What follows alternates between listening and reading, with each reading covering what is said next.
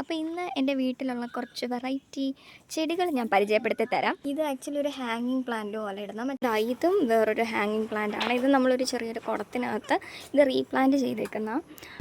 അപ്പോൾ ഇതെന്ന് വെച്ച് കഴിഞ്ഞാൽ നല്ലൊരു പിങ്കിൽ യെല്ലോ വരുന്നൊരു ടൈപ്പാണ്. തെറ്റിയുടെ നല്ല റെഡ് കളറാണ് കേട്ടോ. ഇതാണ് ആ പറഞ്ഞ യെല്ലോ കളറിൽ. പക്ഷെ അതൊരൊറ്റ ഒരു തണ്ടിലായിട്ട് ഇത്രയും നിൽപ്പുള്ളൂ. ഇതിൽ തന്നെ 1 2 3 4 4 ഉണ്ട്. ഇത് നല്ല രസമാണ്. ഇതുണ്ടോ,